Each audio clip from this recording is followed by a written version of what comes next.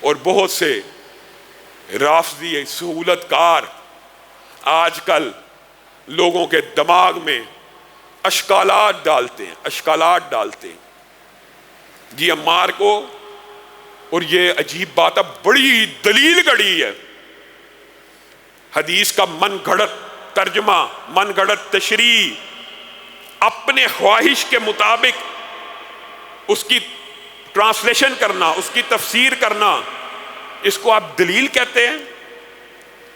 وہ مرزا جہلمی کے چیلے ایک حدیث لے کے پھرتے رہتے ہیں، وہ بھی وہ کہ جو من گھڑت طویل مرزا نے کی ہے اسی کو بیان کرتے جا رہے ہیں۔ بات آئی ہے ضمنی طور پہ، تو یہ بات بھی آج کلیئر کر لیجئے، عمار کو فیہ باغیہ شہید کرے گا، یہ دلائل پیش کرتے ہیں جی فیہ باغیہ شہید کرے گا، اور وہ فیہ باغیہ وہ گروہ، معاذ اللہ، اطلاق کس کے اوپر کرتے ہیں؟ حدیث کیا پیش کر رہے ہیں اور اطلاق کیسے کر رہے ہیں؟ سننا، وہ گروہ جہنم کی طرف بلانے کی دعوت دیتا ہوگا، اور عمار جس گروہ میں ہوں گے وہ جنت کی طرف بلانے کی دعوت دیتا ہوگا۔ جہنم کی طرف بلانے کی دعوت دینے والا گروہ جی سیدنا معاویہ کا، معاذ اللہ۔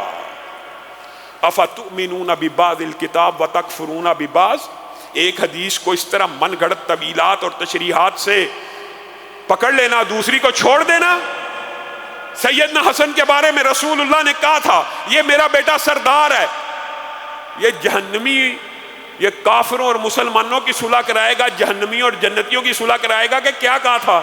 مسلمانوں کے دو عظیم گروہوں کے مابین صلح کروائے گا، مسلمانوں کے دو عظیم گروہوں کے مابین صلح کروائے گا۔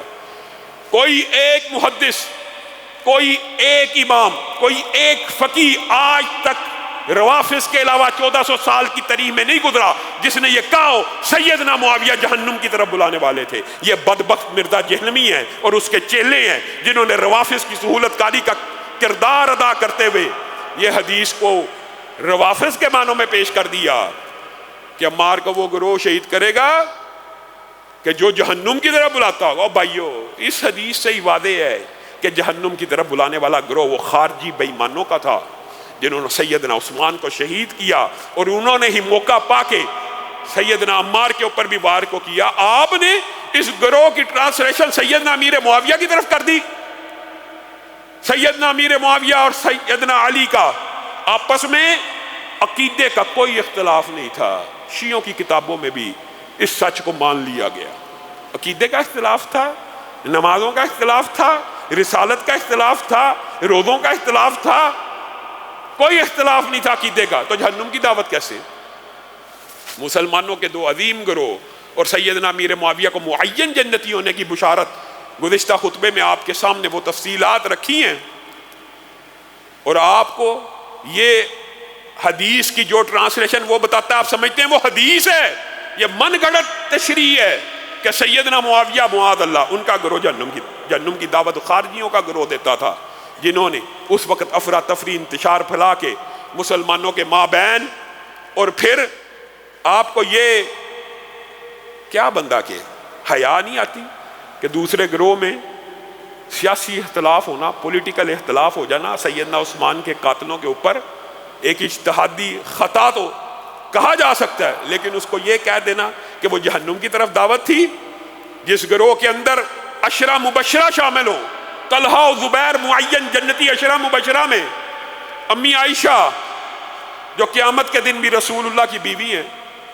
یہ سارے کا سارا گروہ مرزا جہلمی کے مطابق اور روافض کے سہولتکاروں کے مطابق معاذ اللہ ثم معاذ اللہ جہنم کی دعوت دینے والا تھا۔ یہ کیسا فلسفہ ہے، یہ عقل کے اوپر پردہ ہے، اور اسی لیے شیخ الاسلام نے کہہ دیا تھا کہ کائنات کے اندر روافض سے بدتر گروہ کوئی نہیں ہے۔ وجہ آپ سے پوچھ لیا گیا آپ اتنا سخت فتویٰ کیوں دے رہے ہیں؟ کہا یہ یہودیوں سے بھی بدتر ہیں، یہ عیسائیوں سے بھی بدتر ہیں۔ یہودیوں نے 100 جرم کیے ہو لیکن انہوں نے اپنے نبی کے ساتھیوں کو برا بلا نہیں کہا۔ عیسائیوں نے 100 جرم بھی کیے ہو، انہوں نے اپنے نبی کے حواریوں کو کبھی برا بلا نہیں کہا۔ یہ ایسے بدبخت ہیں جس نبی کا کلمہ پڑھا اسی کے سسر برے ہیں۔ اسی کی بیویاں بری، اسی کے داماد برے. اور کربلا کا واقعہ تو 20 سال بعد آیا تھا. مرزا جہلوی اور ان کے رفقا اس بات کے اوپر غور نہیں کرتے کہ کربلا کا سانحہ تو 20 سالوں کے بعد رونما ہوا. یہ ابو بکر و عمر کے خلاف کیوں ہیں؟ آپ ان کی صورت کاری کرتے رہے کہ مسئلہ جی کربلا کا واقعہ ہے. اگر مسئلہ کربلا کا واقعہ تو اس سے 20 سال پہلے فوت ہو جانے والے ابو بکر و عمر کو گالیاں کیوں دیتے ہیں؟ اور سیدنا معاویہ، حضرت ابو بکر و عمر جتنے متقی بن کے آ جائیں ان کی زبانوں سے نہیں بچ سکتے. اور اس بدبخت نے یہی دعویٰ کیا کہ میری زبان سے نہیں بچ سکتے. میرے بھائیو، اسی طرح امت محمدیہ کی اور بھی بہت سی خصوصیات ہیں. ان میں سے ایک خصوصیت یہ بھی ہے کہ یہ امت محمدیہ کے اوپر دین کو مکمل کر دیا گیا. سب کو پتا الیوم اکملت لکم دینکم، یہ آیت اللہ رب العزت نے نازل کی اور یہ امت محمدیہ کا اعزاز ہے. اور امت محمدیہ کو جو فضائل اور مناقب ملے وہ اسی وجہ سے ملے کہ ان کے اوپر دین کو، ادیان کو مکمل کر دیا گیا. ان کے اوپر نبوت کو مکمل کر دیا گیا. ان کے اوپر جو نبی آیا وہ صرف ایک قوم کا بڑا بن کے نہیں آیا بلکہ سارے جہانوں کا، سارے زمانوں کا، ساری قوموں کا بڑا بن کے آ گیا. یہ امت محمدیہ کی خصوصیات ہیں. اور ایک مرتبہ ایک یہودی نے حضرت عمر سے پوچھ بھی لیا تھا، یہ قرآن پاک کی اتنی عظیم آیت اگر ہماری کتاب میں نازل ہوئی ہوتی تو ہم یہ دن عید کا دن منا لیتے. تو حضرت عمر نے کہا تھا تجھے کیا خبر، مجھے تو پتہ یہ آیت عید ہی کے دن نازل ہوئی تھی. یوم عرفہ کے بعد رسول اللہ صلی اللہ علیہ وسلم یعنی ایام عید ہی تھے. یہ دین کامل ہے، مکمل ہے. یہ امت محمدیہ کی خصوصیت ہے. یہ بات زبان سے کہہ دی، شاید کچھ لوگوں کے لیے بس سرسری سی بات ہو.